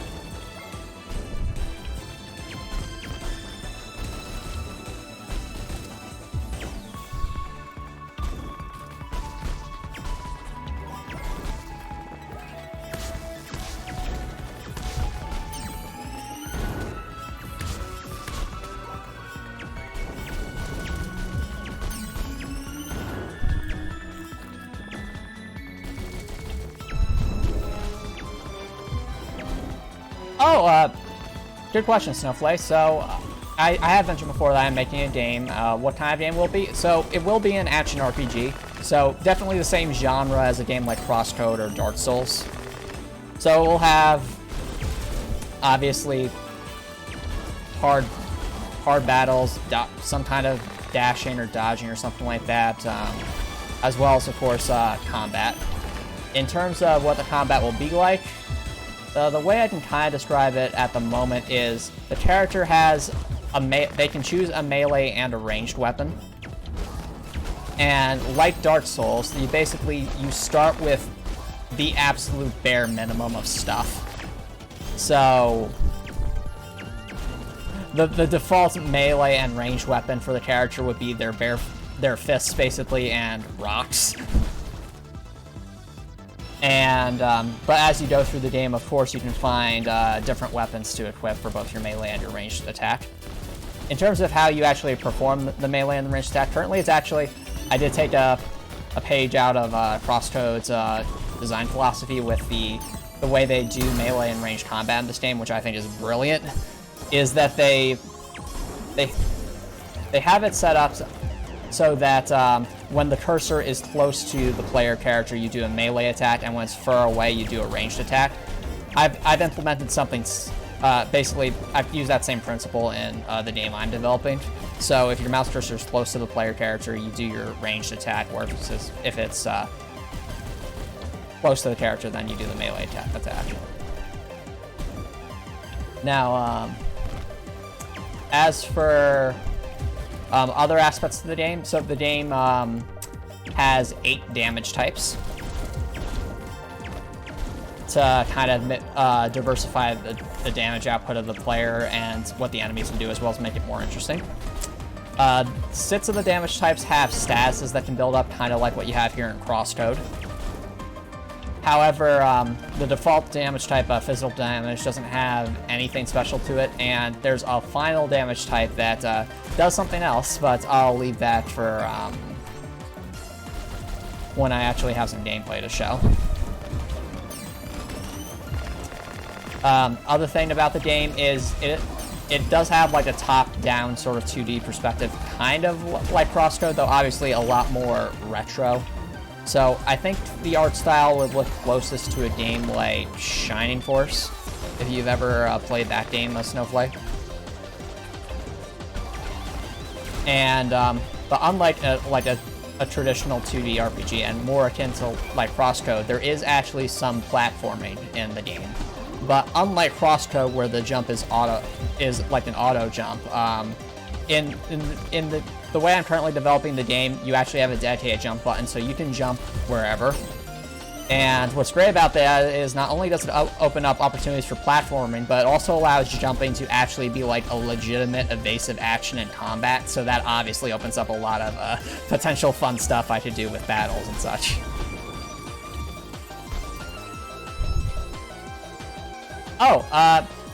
Thanks.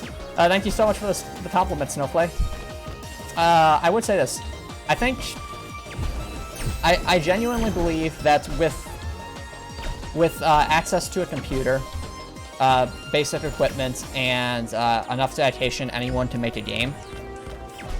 But the tricky thing about making a game is there's so much that making a game is, it requires you to either yourself or have a team that are competent in multiple different fields. These include artwork, coding / programming, level design, if your game has any kind of story, then writing, or actually, even if your game doesn't have a story, you should still be as good at writing as you can, just because it'll help you organize. Composing music. There's a lot of aspects to making a game. But I will say this, Snowflake, or for anyone who's watching that wants to make a game but feels like it's just almost magical or something that's out of your reach, hit something you're interested, hit any aspect of game design that you might be interested in, and try to practice it and learn it as best you can. That's actually how I started getting into game design. So when I was way back in middle school, I didn't know the first thing about coding or anything like that, so the first thing I did was trying to do pixel art. And I spent a lot of time just drawing boxes and basic environments, eventually working my way up to drawing some characters and ships for a Space Invaders kind of game and things like that. And once I got okay at pixel art, I started trying to learn how to code or to program. And my first attempts at trying to learn how to code went abysmally bad. I had no idea what I was doing. I didn't even know how to start, how to learn how to program. But then I came across the Games Factory 2 demo, which is the precursor to the software that I've been using to develop my current game. And I learned to get fairly well versed with that software. Eventually bought Multimedia Fusion 2. Used that to make some games. While also, the games acted both as an opportunity for me to make games while also learn about the game-making process. I made a Space Invaders style game, as well as a 2D platforming game. And now, of course, I'm making sort of a top-down 2D, has some platforming mechanics, action RPG that's I'm really excited for. But as I was learning how to program in high school, I actually took a AP Computer Science course, which taught me some Java. And while I don't use Java for any kind of coding, I do use programming concepts that I learned from that computer science course all the time, such as how to read arrays or if statements or things along those lines, while loops, basically coding and programming basics. And from there, it was just a question of continuing to draw pixel art and continuing to program to get better with Fusion 2.5 to get better at it. I had some projects that I started up but never finished, and just didn't really have a sort of drive to them or motivation behind them like I do for this current project. This current project I'm very excited for because I've already gotten into storyboarding it, going into great detail about it, and there's so much I could do with it. And speaking of which, as I went on from high school, there came a point where I was trying to make a game early on in college, but I got really busy with college and had to drop it. And the thing about it was I felt like I could be a good game designer, but I couldn't understand what I was missing. And it wasn't until I actually started being a dungeon master that I realized what that thing was that was missing, is that my game was lacking narrative cohesion. My game ideas were truly lacking really deep narrative cohesion. So, being a dungeon master for, I think, more than 2 years now has given me a lot of experience with writing and storyboarding, and those skills have been invaluable in my current project. Since not only does it help me make a story and world build, but it also helps me better organize my thoughts so that I can write down how to make the game before I actually try to make the game. And that helps a lot with like any kind of long-term project, is planning and writing all that stuff down. And finally, most recently, and I think it was either March or April or May of this year, I finally found a free piece of music software that allows me to essentially compose music without actually owning a keyboard or instruments or anything like that. And I've been slowly self-teaching my way how to produce some music, and I already have a few tracks for my game. Might edit them as I get better at using the software, but even so, it's got me really excited. So that's kind of the shortest way I can describe my journey in terms of game design so far. Oh, you're ordering a keyboard? Cool, Smurfykins. You compose music? Anyhow, so for Snowflake, or for anyone who's interested in making a game, just pick an aspect of game design, whether it's art, programming, music, writing, and just practice, practice, practice. Do anything with that skill. If you want to learn how to make art, go start simple and work your way up. If you want to write, maybe write some stories or some poems or anything, really. Play Dungeons and Dragons, be a dungeon master. That's an amazing way to learn how to write.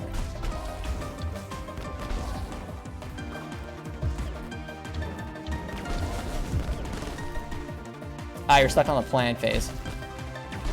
You just have characters and very small story elements, and that's perfectly fine, Snowflake. Everyone has to start somewhere. But the idea is that with whatever you have, try to really refine what you have and always build upon it and add to it. And if you have any ideas, no matter how big, how small, or how random, write that down. You wouldn't believe how many small details, whether it's for Dungeons and Dragons or for game design, I've written down that turned into like entire stories or characters unto themselves. And it all starts with a spark of inspiration.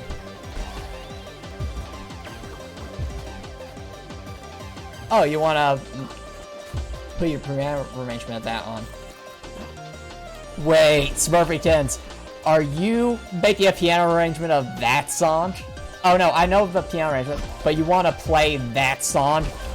If you do, Smurfykins, feel free to @ me on Twitter with a link to that, because I would definitely listen to that. Like, I think that song, out of all the songs in CrossCode, deserves like a really good orchestral cover, or a really good just cover in general.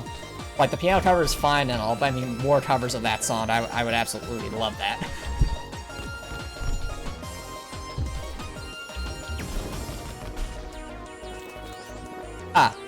Oh hey, you drew something, Snowflake, and you can always draw more. That's the fun of pixel art, is there's or just art in general. There's always more to draw. Yes, Smurfykins, it is a spoiler to say the song title. Since fortunately or unfortunately, the devs named it very specifically, so. It's not a song we've reached yet, Copper Nettleson, so. And unfortunately, the song title itself is a spoiler, but it is my favorite track in the entire game, and it will be coming up eventually. Not this stream, though. We still have a lot of equipment we need, but it is coming up.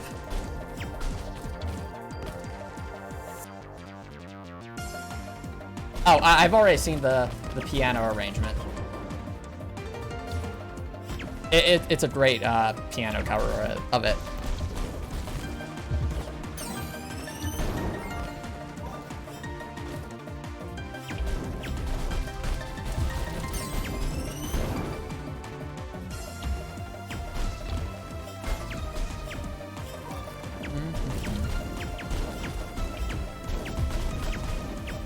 Set everything on fire.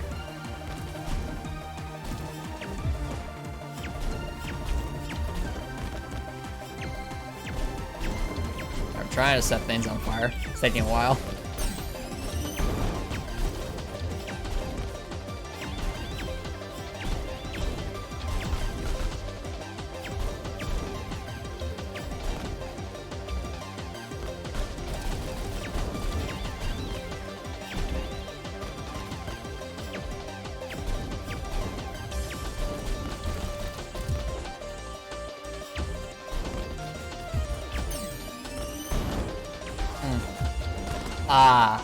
Okay. So, Snowflake, you're feeling, basically, you want to... You just haven't been happy with your art recently, but you want to, but you still want to draw things. Then, I get that way sometimes too, not necessarily with art, but more so with, like, whether it's writing or programming something. And there are two things that can help with that.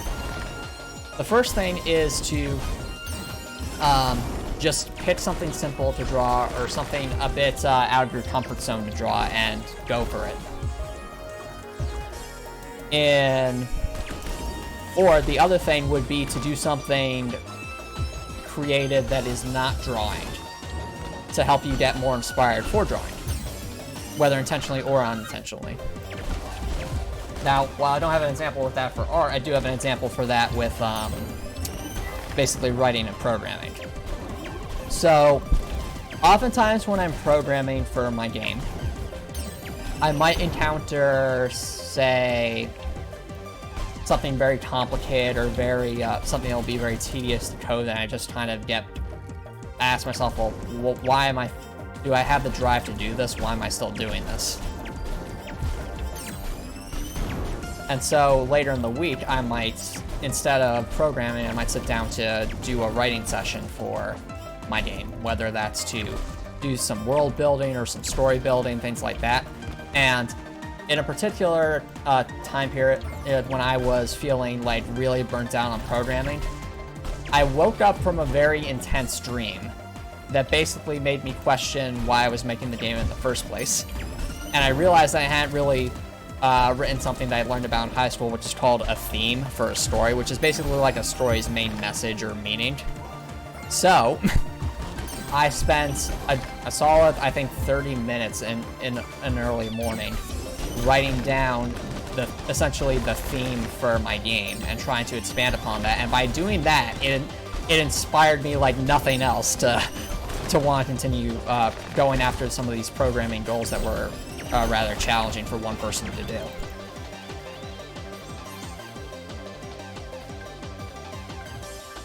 So in your case, Snowflake, if there is, I'd say either try drawing something different and random just to get the creative juices flowing, or if you're maybe try writing something or making a song or coding or any other aspect of game design, really. Or if you have some other creative talents, by all means, go for it. Sing, make music, etc.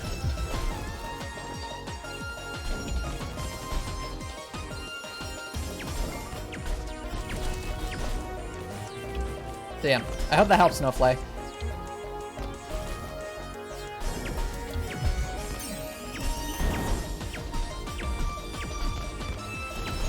And the other thing that helps with making artwork, at least for me, is...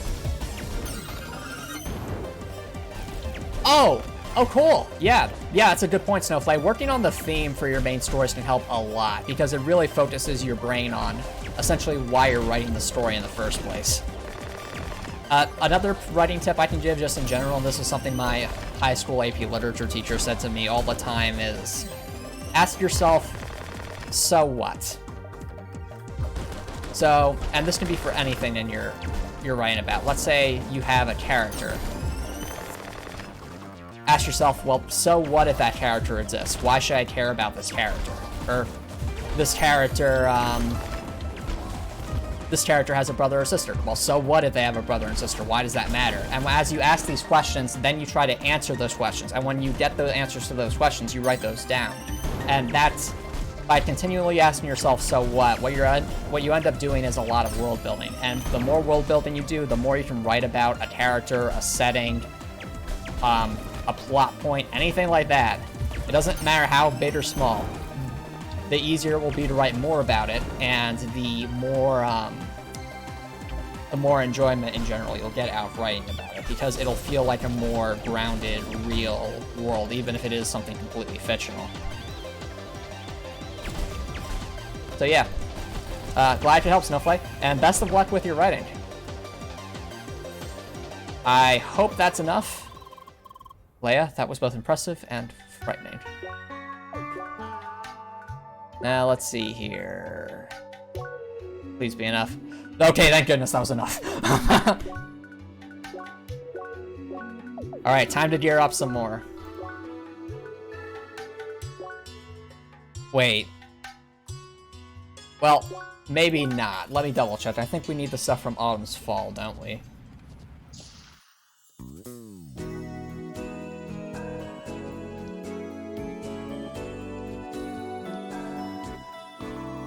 Fair enough, Snowflake. I mean, I'm the same way sometimes. Sometimes I'll get an idea for a character and be like, oh, this would be a really fun character. But I'm like, well, what greater story are they a part of? And then you realize, well, darn it, I don't really have a greater story now, do I? And then, if you're having trouble writing a story, I'd say do some world building first. Like, develop a setting, develop a, and also really work on your character's backstory. Like, even if you don't have, like, a full-fledged overarching story for like a game or something like that, if you can develop a backstory, that can be like a jumping off point for making your main story. Okay, so this is what we were going for. We just need garnets. I see. Let's head back to Autumn's Fall.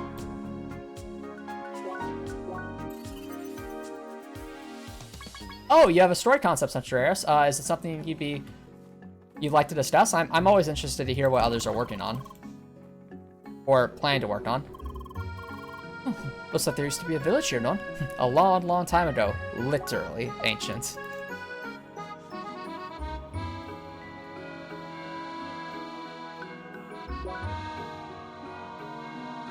Okay.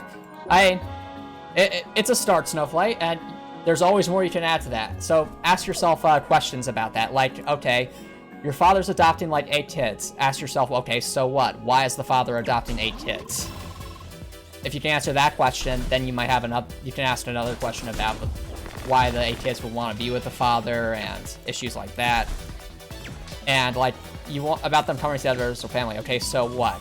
Why are they coming together as a family? What's driving them to come together as a family? Things like that.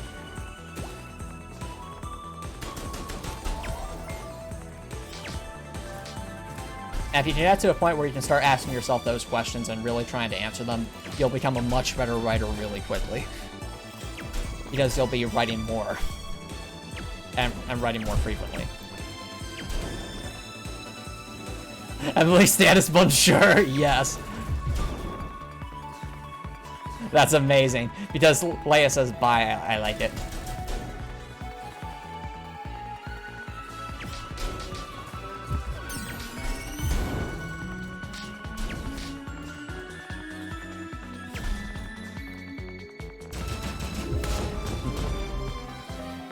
Ah!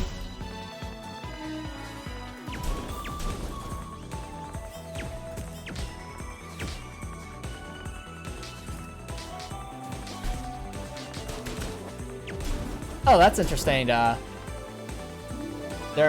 Since you're Eris, so that could create for a very interesting scenario because against normal attacks they'd be very squishy, but against like special attacks that might be basically immortal. Yep. And of course, with your with your isekai type scenario, ask yourself, so what about like everything about it? Like, okay, there's this video game that they're a part of. Well, so what? Or things like that. Yep. Lots of interesting concepts going on. Cool, Censor Eris.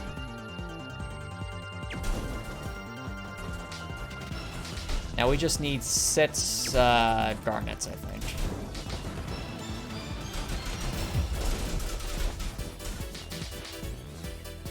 Oh, we're going to have to get our ranked up is the thing.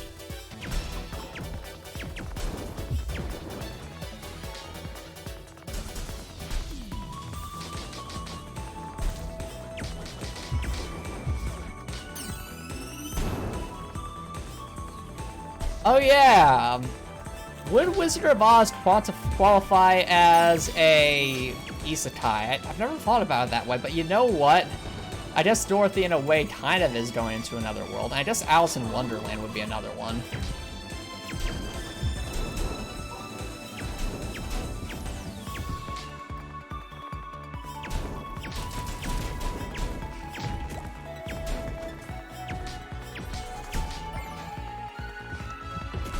Ow, I forgot about that. I'm having flashbacks to the ball on fire. Oh yeah, Alice in Wonderland's really interesting.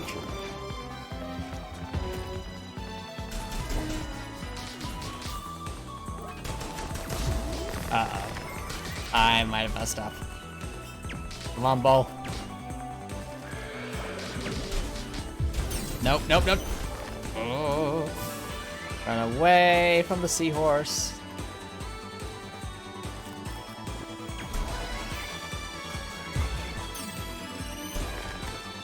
Oh, actually, maybe we should just fight the seahorse first, because that's the scariest enemy right now.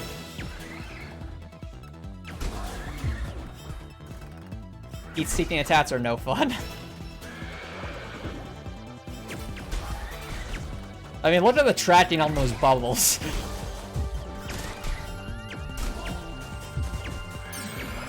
Would Back to the Future be an isekai? I'd say probably not, as it's still within the same world. Whereas Alice in Wonderland and The Wizard of Oz are very clearly in different worlds. But Tron might be an isekai.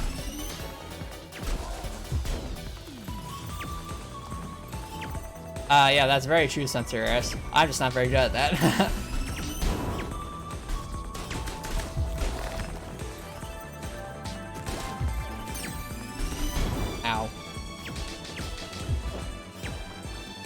Yeah, Tronny probably isn't liking the homing test. I don't think so, Copper Nicholson, because that all occurs within the same world. Because I think the point of an isekai is that you're going to another world, and yeah, if you don't metaphorically, Little Mermaid would be an isekai, but if we're talking about a more strict definition of it, I'd say probably not.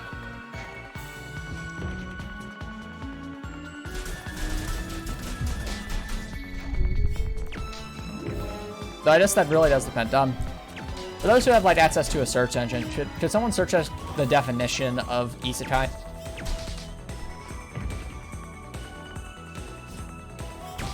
Because if it really is just going to another world, and that could be metaphorically, well then a lot of things qualify as an isekai.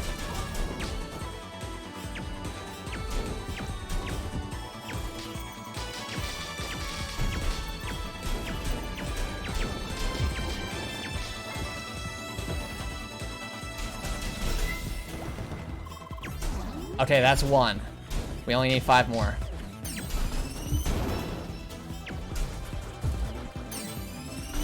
I remember, is there like a good spot here for water memes? I think there is, I'm just trying to remember. Ah, here we are. Water memes. Oh, it literally translate into other world. Okay. Well, I guess technically, yeah.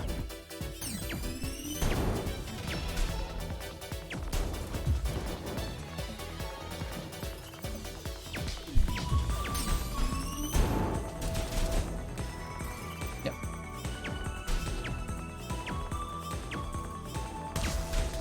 Ah, that's a good point, Snuffley. I kind of forgot that Tronny eats a lot of ice cream in this game. That's a fair point. Uh-oh. No, no, no, I do not want to attack something. Attack something? Okay, good. That was way too close.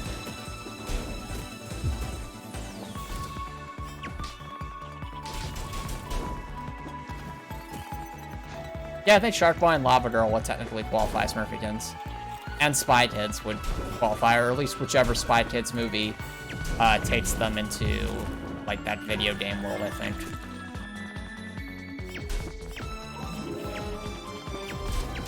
This kind of makes me think back to the memes about Cory in the House being an anime.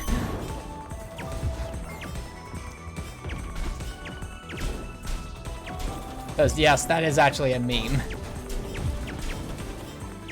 That's absolutely hilarious. Jurassic World, yes! Well, yeah, of course CrossCode's an isekai, that's... It definitely fits the mold of that. Hey, Crocodile's Games, thank you so much for dropping by. How's it going? Are they respawned yet? Nope.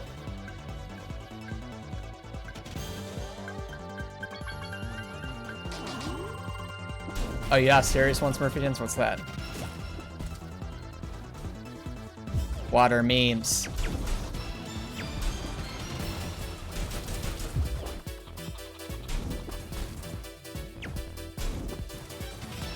Trying not to attract the seahorse. And I messed up. Run away. That's a fair point, Smurfykins. I guess you could see the chocolate factory as a different world.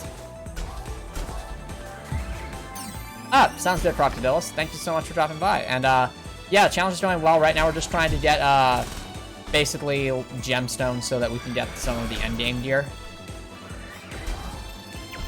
So it's been a lot of grinding this stream. Though earlier in the stream we did get the drill, which was fun.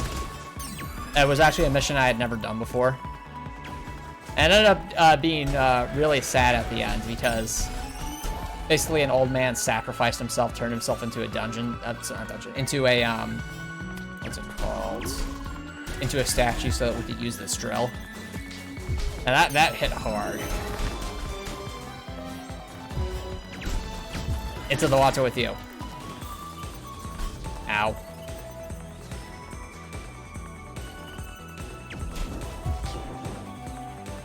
That's fair enough, Crocodile James. I get it. Stream schedule's gonna get very busy. Also, out of curiosity, Crocodile James, what games are you streaming now? I think you streamed CrossCode before, but you do a lot of different games, don't you? If I'm remembering correctly. Oh, I gave you a great idea for a stand top for Nettleson. What's that? Oh, cool. You plan on doing CrossCode down. Nice. Just a regular run or a New Game Plus or something. Pure imagination, yes. Out.